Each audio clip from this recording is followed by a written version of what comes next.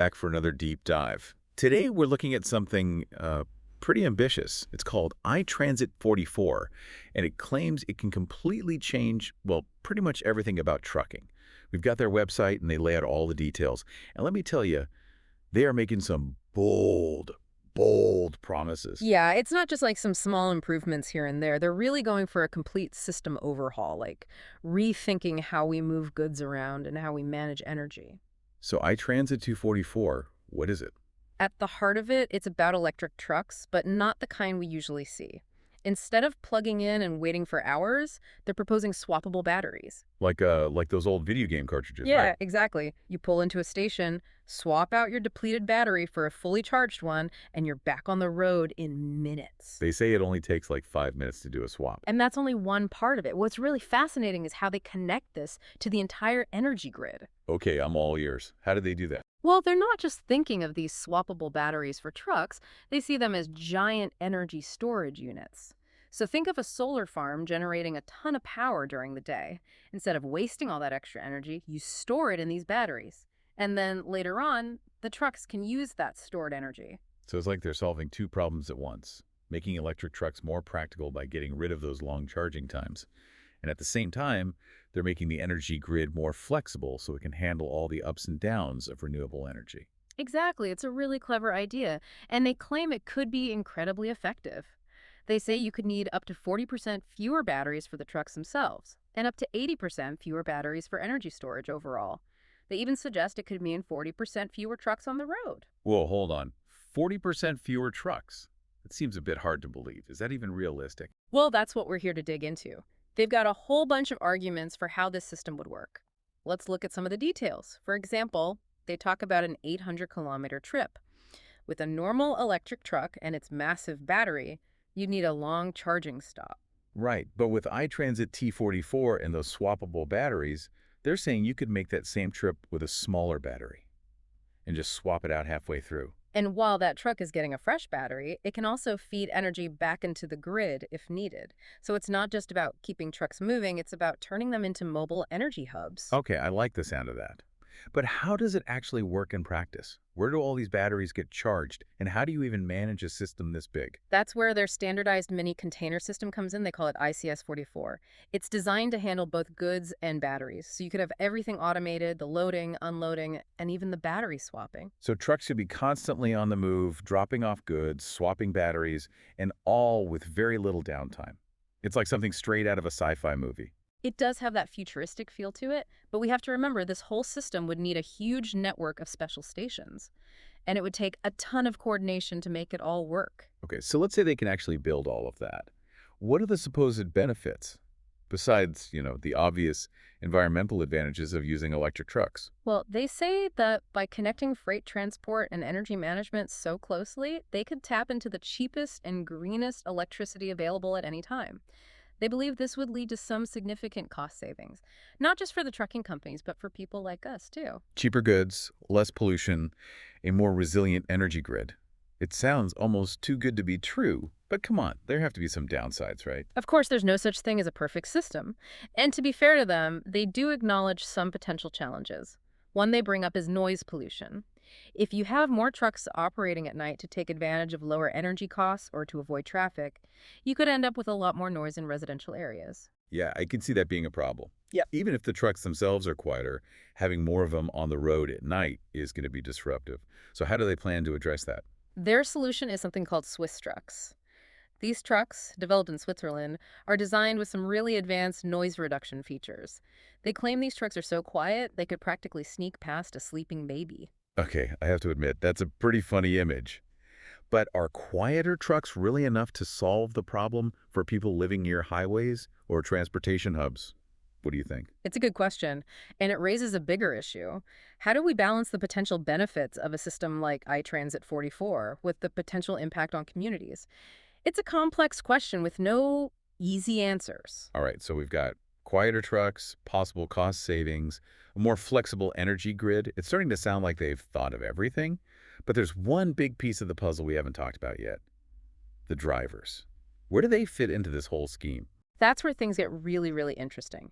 They see a future where most trucking happens autonomously. and their system is designed to make that possible. Wait, hold on. Autonomous trucking? Are we talking about driverless trucks? Exactly. They argue that their system, with its focus on swappable batteries and automated container handling, is the perfect platform for driverless trucks. So imagine a world where most of the trucking happens at night, all handled by fleets of self-driving trucks powered by renewable energy. It's a pretty radical shift, isn't it? It is, and it brings up a whole bunch of questions about the future of the trucking industry and the millions of people who work in it. Yeah, what happens to all the truck drivers if their jobs are automated? What are the ethical implications of this kind of widespread automation? And is society even ready for a world where driverless trucks are the norm? That's a whole other discussion. And we'll dive into all of that after a quick break. Stay with us. So before the break, we were talking about driverless trucks and what that could mean for all the drivers out there. It's a pretty big question, right? Right. Absolutely, it's a massive shift. If a system like this really takes off, it could reshape the entire trucking industry.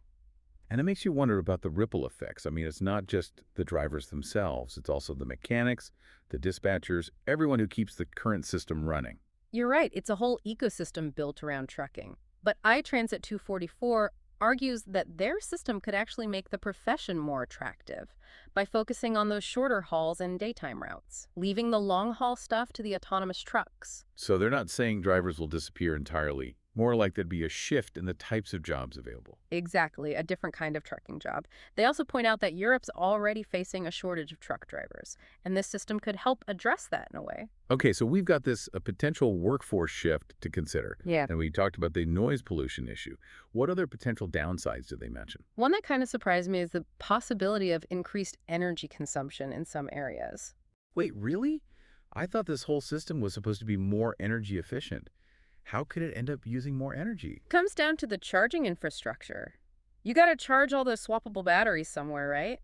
If those charging stations are located in areas that still rely heavily on fossil fuels, well, that kind of defeats the purpose of having electric trucks in the first place. Ah, that makes sense. So the environmental impact really depends on where those stations are built and what kind of energy mix they're using. Exactly. It highlights how interconnected everything really is. You can't just look at the trucks themselves. You have to consider the whole energy ecosystem. It's a good reminder that there are no perfect solutions. Every innovation comes with its own set of trade-offs. Absolutely. Speaking of trade-offs, let's shift gears a bit and talk about the economic side of things. They make a lot of promises about cost savings. Yeah, they claim that using fewer batteries overall would lead to lower costs. But it's really that simple? Building out this whole new infrastructure can't be cheap. That's a valid point. Their argument is that the long-term savings from things like reduced battery production and cheaper energy and less maintenance, they say all that will outweigh the initial investment. So it's kind of a gamble then. They're betting that this whole system will be so much more efficient that it'll pay for itself in the long run. Right, that's the idea. And they argue that those savings would trickle down, making goods cheaper for consumers and boosting the overall economy. Okay, so cheaper goods, less pollution, a more resilient energy grid, potential job opportunities. It's starting to sound like a win-win situation. But I have to say, I'm still a little skeptical. It all seems a bit too good to be true, you know? I get it. It's a lot to take in. And there's always a risk of getting caught up in the hype, especially when a new technology comes along promising to solve all our problems. Exactly. I guess what I'm wondering is, what are we missing here? What are those potential unintended consequences they might not be considering? That's the million-dollar question, and it's something we should always be asking, especially when we're evaluating these big systemic changes. Okay, so let's play devil's advocate for a minute. Let's say this system does take off. We see this massive shift towards autonomous trucking. What are some of the risks or challenges we need to be thinking about? Well, cybersecurity is a big one. You've got this network of driverless trucks moving goods and energy around. It becomes a prime target for hackers.